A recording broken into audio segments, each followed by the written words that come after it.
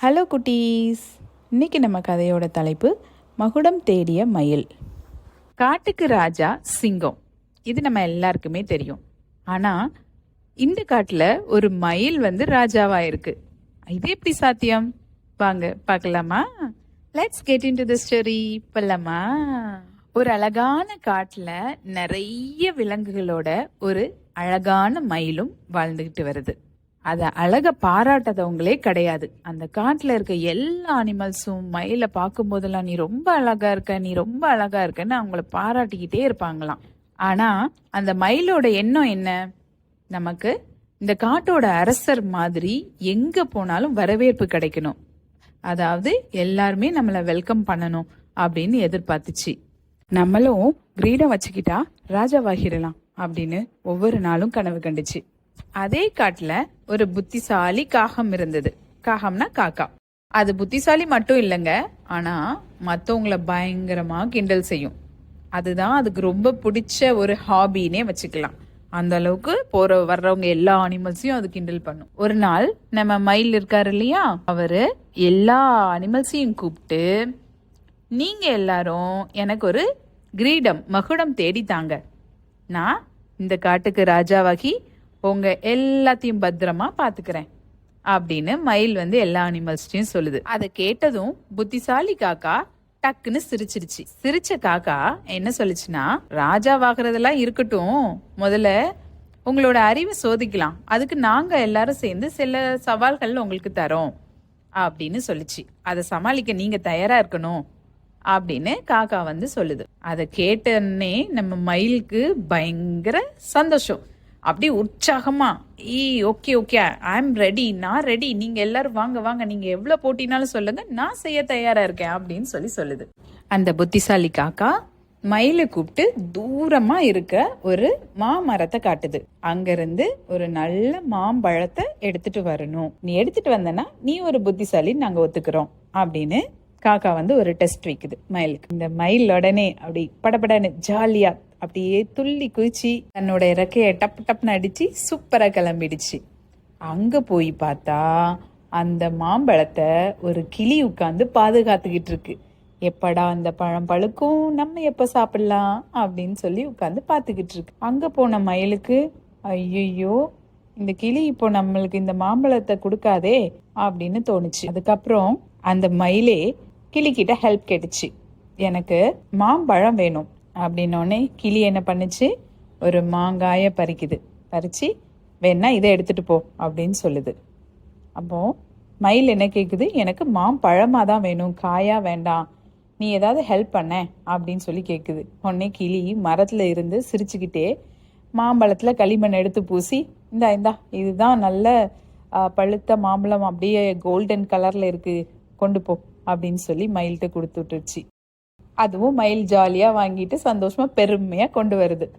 இதெல்லாம் பார்த்துட்டு இருந்த மற்ற விலங்குகள் அதை பார்த்து பயங்கரமா சிரிக்க ஆரம்பிச்சிட்டாங்க. ஏற்கனவே காக்கா பயங்கரமா எல்லாத்தையும் கிண்டல் பண்ணும். இப்போ இந்த மண்ணால செய்யப்பட்ட மாம்பழத்தை கொண்டு கொடுத்தோடனே இன்னும் அதிகமா மயில கிண்டல் பண்ணுச்சு.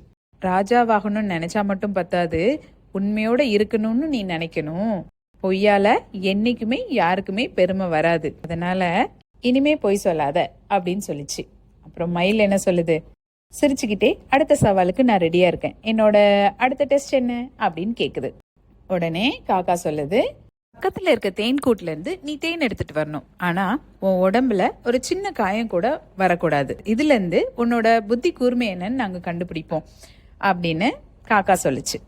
உடனே நம்ம மயில் வேகமா ஓடி போகுது. தேன் கூட்டுக்கிட்ட போய் நின்னு அப்படியே அதோட அழகான ரெக்கையை விரிச்சு டான்ஸ் ஆடுது. அது என்ன நினைச்சுக்கிட்டு, இந்த தேனியெல்லாம் நம்மளோட அழகுல மயங்கி தேனை நம்ம கிட்ட கொண்டு கொடுத்துரும் அப்படின்னு நினைச்சிட்டு இந்த டான்ஸ் ஆடிட்டு இருக்கு. ஆனா எந்த ஒரு தேனியுமே அதோட டான்ஸ பார்த்து மயங்கல. அதுக்கு பதிலா என்ன நடந்தது தெரியுமா?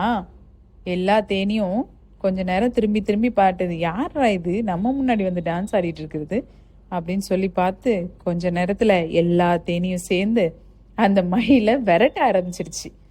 விரட்டின உடனே ஐயோ போச்சுடா, இது என்ன குதிரை வேகத்துல எல்லாரும் நம்மள விரட்டுறாங்க, ஓடிடுடா அப்படின்னு சொல்லி வேகமா ஓடிடுச்சு.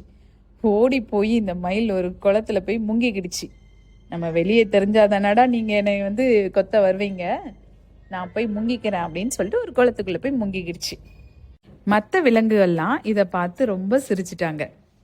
என்னடா இது, மகுடம் தேட வந்த மயில் இப்ப தேன் கூட்டத்துக்கு பயந்து ஓடிக்கிட்டு இருக்கு அப்படின்னு ரொம்ப கிண்டலும் பண்ணிட்டாங்க. ஆனாலும் நம்ம மயில் அண்ணா இருக்காரு இல்லையா, மறுபடியும் தண்ணிக்குள்ள எஞ்சி சிரிச்சுக்கிட்டே வருது. சவாலெல்லாம் சந்திக்கிறதுக்கு நான் கத்துக்கிட்டு இருக்கிறேன். ஓகே, என்னோட அடுத்த சவால் என்னன்னு சொல்லுங்க, அதுக்கு நான் இப்ப ரெடி அப்படின்னு சொல்லி ரொம்ப ஸ்போர்ட்டிவா சொல்லுச்சு. காக்கா கூட மற்ற அனிமல்ஸும் சேர்ந்து மயிலுக்கு நிறைய சவால்களை கொடுக்குது. ஆனா எந்த சவால்லையுமே மயில் வின் பண்ணல. இப்படி நிறைய சவாலை பார்த்ததுக்கு அப்புறமா மயிலே டயர்ட் ஆயிடுச்சு. அதுக்கப்புறம் என்ன சொல்லுது, எனக்கு இந்த மகுடமே வேண்டாம்ப்பா, பயங்கர டயர்ட் ஆயிட்டேன். இதுக்கு பதிலாக ராஜா ஆகாமலே நான் மற்ற அனிமல்ஸ்க்கு ஹெல்ப் பண்ணுறேன், அவங்கள எல்லாத்தையும் நல்லா பார்த்துக்கிறேன், அதுதான் என்னால் பண்ண முடியும் அப்படின்னு சொல்லிச்சு. இதை கேட்டதும் காக்கா சொல்லுது, உன் கனவு மகுடமாக இருக்கலாம், ஆனால் நீ ராஜாவாகணும்னா உன்னோட நற்பண்புகளை வச்சு மற்றவங்களே உனக்கு அந்த பதவியை தேடி தருவாங்க.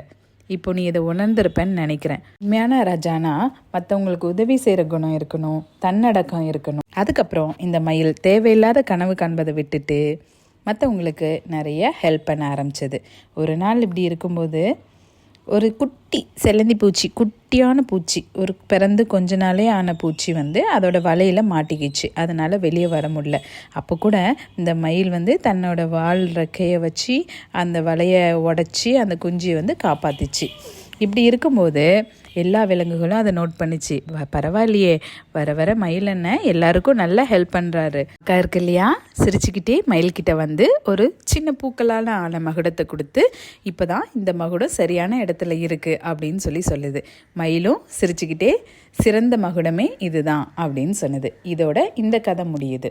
இந்த கதையிலேருந்து நீங்கள் ஒரு விஷயம் நோட் பண்ணீங்களா? எவ்வளோ சவால்கள் வச்சாங்க அந்த மயிலுக்கு. ஒவ்வொரு சவால்லையும் மயில் தோத்து போச்சு. ஆனாலும் அடுத்த சவாலுக்கு அது சந்தோஷமாக ரெடி ஆகி. இதே மாதிரி தான் நம்மளுக்கும் லைஃப்பில் நிறைய சவால்கள் இருக்குது. நம்ம டெய்லி பார்க்குறது எல்லாமே சவால்கள் தான். அந்த சவாலில் எனக்கு தான் ஃபர்ஸ்ட் பிளேஸ், எனக்கு தான் ஃபர்ஸ்ட் ரேங்க், இந்த மாதிரிலாம் இல்லாமல் நமக்கு என்ன வருமோ அதை நம்ம கண்டிப்பாக நம்மளோட 100% எஃபர்ட் போட்டு நம்ம செய்யணும். அந்த எஃபர்ட்டே will pay you for the hard work. கண்டிப்பாக நம்ம போட்ட ஹார்ட் ஒர்க்குரிய ரிசல்ட் நம்மளுக்கு கிடைக்கும். தேங்க்யூ, பாய்.